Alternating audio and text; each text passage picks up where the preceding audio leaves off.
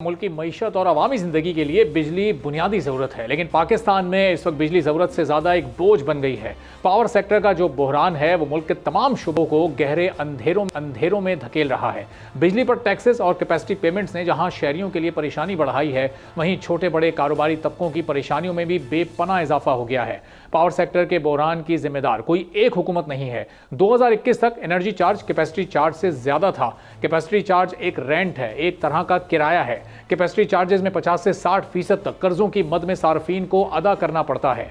तमाम बिजली बनाने के प्लांट्स, चाहे वो 1994 हो या 2002 के हो या फिर 2015 के, सब कर्जे लेकर बनाए गए हैं। इसलिए पहले कर्ज वापस करना है, उस पर सूद देना है और फिर रिटर्न ऑन इक्विटी भी अदा करनी होती है, और इस सब की जिम्मेदारी सार्फिन पर पड़ती है। मिसाल के तौर पर 1000 कैपेसिटी चार्ज हो और सार्फिन 500 हो तो फी कस कैपेसिटी चार्ज ₹2 हिस्से में आएगा। पाकिस्तान में 2022-23 का मवाजना करें तो बिजली की तलब कम हो रही है। डिमांड कम होने से कैपेसिटी चार्जेस फी यूनिट के हिसाब से ज्यादा होते जा रहे हैं, जिसकी वजह से टैरिफ बढ़ाना पड़ता है। बिजली का टैरिफ बढ़ने से बहुत सारे सनतकार मुल्क छोड़कर जा रहे हैं और बेशतर सनतकार नेशनल ग्रिड से बिजली हासिल करना अब कम कर रहे हैं, जिससे आम सार्फिन पर बोझ बढ़ता जा रहा है। हमारे पड़ोसी मुल्क चाइना की मिसाल सामने है। उनकी टोटल बिजली की पैदावार में 50% बिजली उनकी सनतों के लिए दरकार होती है, जबकि पाकिस्तान में सनतों से ज़्यादा रिहायशी सार्फिन बिजली इस्तेमाल कर रहे हैं, जिसको यूँ भी कहा जा सकता है कि महंगे डॉलर्स में बनाई गई बिजली को गैर पैदावारी शोबे में खर्च किया जा रहा है।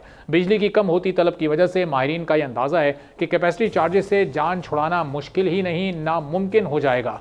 मुल्क की तवानाई का बहरान मुख्तलिफ वजूहात की वजह से पैदा हुआ है, जिसमें बिजली की पैदावारी सलाहियत की कमी, बिजली पैदा करने वाले प्लांट्स की नाकाफी सलाहियत और पुराने प्लांट्स की कारकर्दगी, बड़े डैम्स की तामीर ना होना और हाइड्रो पावर के वसाइल का पूरा इस्तेमाल ना करना भी इन वजूहात में शामिल है। अब बिजली के तरसीली निज़ाम की ख़राब हालत और लाइन लॉसेस भी बिजली के अखराजात में बेजा इजाफे का सबब हैं। पावर सेक्टर में भारी कर्जे और माली मुश्किलात भी बिजली की कीमत में इजाफे का सबब है, और ये तमाम चीज़ें मुल्क की इक्तिसादी तरक्की को बुरी तरह से मुतासिर कर रही हैं। दुनिया भर में तेज़ी से तरक्की करती हुई मईशतों का अगर हम जायज़ा लें तो सबसे अहम और नुमाया चीज़ जो नज़र आती है वो है रीन्यूएबल एनर्जी पर इन्हिसार। लेकिन पाकिस्तान रीन्यूएबल एनर्जी पर इन्हिसार करने वाले ममालिक की फहरिस्त में बहुत पीछे रह गया है, जिसका नतीजा भी निकला है कि IPPs के मुआहदों ने मुल्क का बेड़ा गर्क कर दिया। 22,000 मेगावाट की अदायगियाँ की जाती हैं और बाकी 28,000 मेगावाट की कीमतें हमसे ज़बरदस्ती ले ली जाती हैं। ये मुआवजा मुल्क की खजाने में नहीं बल्कि दूसरों की जेबों में जा रहा है।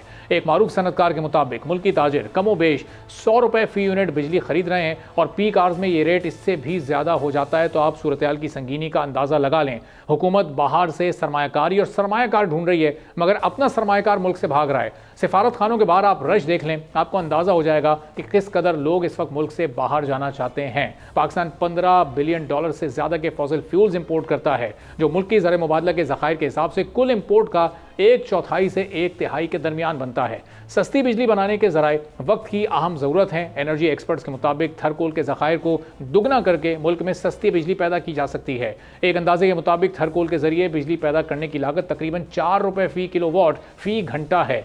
इस कीमत पर बनाई गई बिजली से मुल्क की सनतों, चाहे वो स्टील मिल्स हों, चाहे वो एल्यूमिनियम स्मेल्टिंग हो या पेट्रोकेमिकल्स हों, इन तमाम सनतों का पहिया चलाया जा सकता है। थरकोल के जरिए बिजली की पैदावार को 90% से ज़्यादा तक बढ़ाया जा सकता है, लेकिन ये अमल संजीदगी के साथ क्यों नहीं किया जा रहा? हुकूमत इस पर गौर क्यों नहीं कर रही?